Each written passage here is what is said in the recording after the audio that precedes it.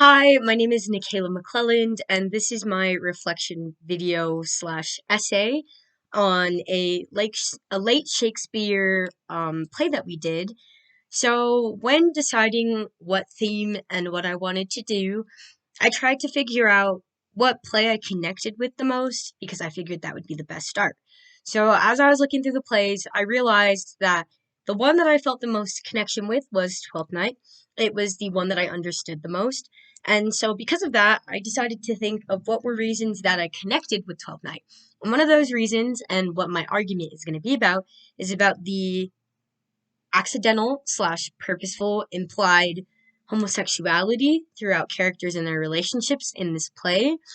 In order for me to kind of prove a point, there will be a brief moment when I am off camera.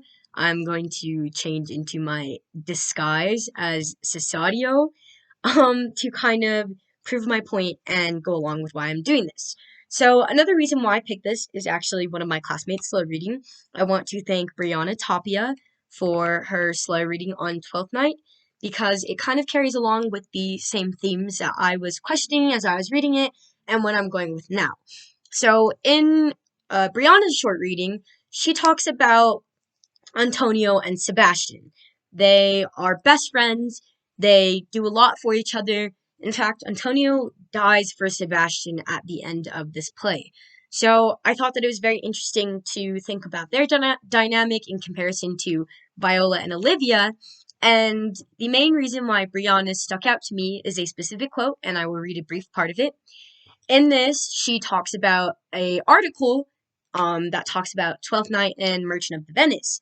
And in this specific quote, it says, "Each Antonio loves his friend more than anything else, is emotionally dependent on him, proves willing to risk his very life on the friend's account," etc., etc. And so I got to thinking about this, and I wanted to analyze their relationship a bit more. And a lot of people would say that they are willing to do a lot for their friends. And this much is very true. There is a connection between romantic relationships and friend relationships. You care about this person a lot. You want to do a lot for them. However, Antonio and Sebastian's relationship is a little different to me. And the reason why comes from the fact that, again, Antonio dies for Sebastian.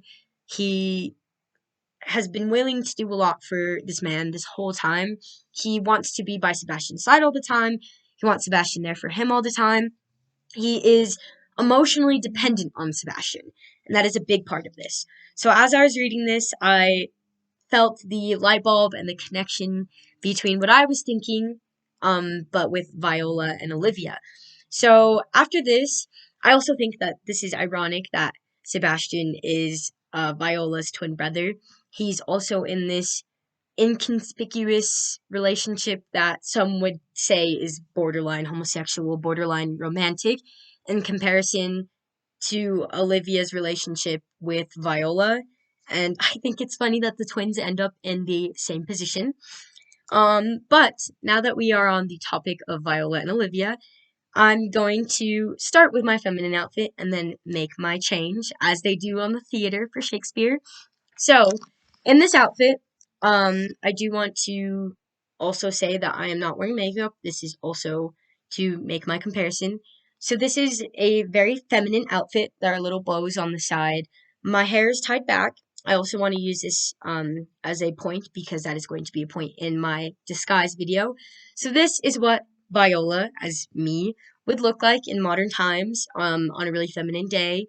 Little buns in her hair, this little feminine outfit.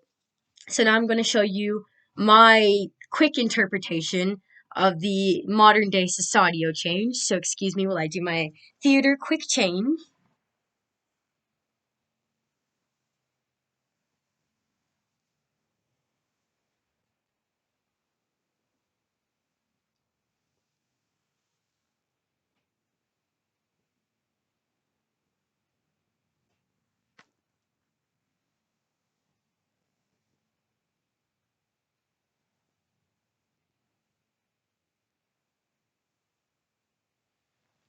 All right. For one, I can't believe that actors do that so quickly behind the stage. I can't believe that they did that in Shakespeare's time as well. For two, this is my quick take on a Cesadio disguise, a Cesadio outfit. So in this, I have my hair covered. This is what a ball cap would be like, a baseball hat. I don't have one of those though. This is not a super masculine shirt, but it's just a plain t-shirt. It's a little big on me to kind of hide my feminine features. But my point behind this is that even with the hair gone, even with the frilly outfit gone, there's one thing that remains the same, and that is my face. My face and my dialect. So, in this outfit, regardless of what I'm wearing, my facial structure is still a little round, it's a little softer. I don't have an Adam's apple. So, even if I were trying to have this masculine disguise, there are still things about me that, unless I were to get plastic surgery and change it, still remain feminine. Another thing is, as I said before, my dialect, my language. We talked about language in this class and learned about language in a lot of different lights. And one of those things that I was thinking about is the fact that there are different ways between how men and women speak, and regardless of if Viola might have changed the sound of her voice, she still would be talking in a way that's feminine, even if she wasn't trying to. There are hints of our identities scattered throughout our language, and one of those identities that Viola has is being a woman, and so in that, she had feminine ways of speaking. Um, and so with this, I just wanted to show that Olivia claims to like Cesadio, right?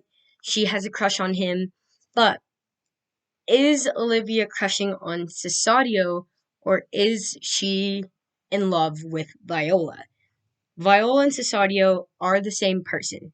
At the end of the day, there are character traits that Viola has that she will carry on to Cesadio. Certain actions that he will make are still going to be Viola and her character, everything about her.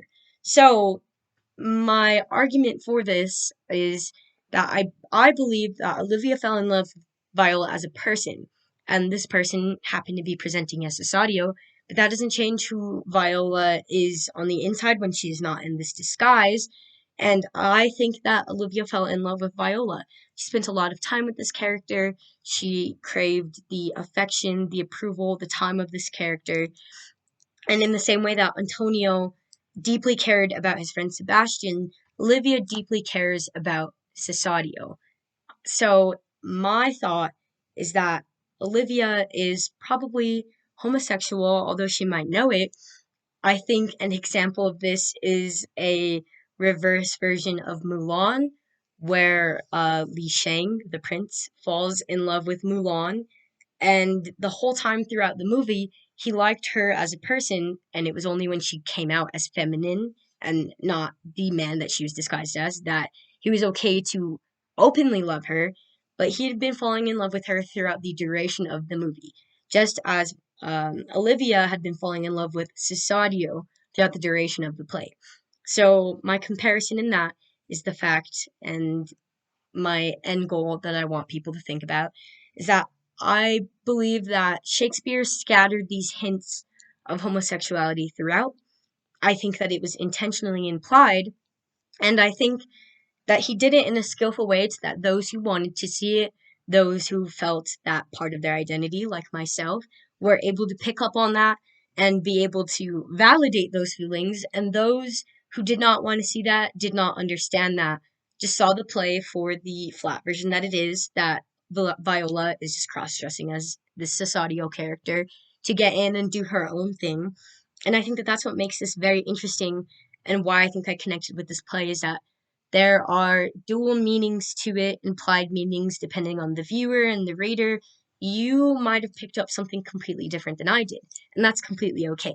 But my evidence on behind this theory is the relationship with Antonio and Sebastian, and the relationship between Viola slash Cesadio and Olivia.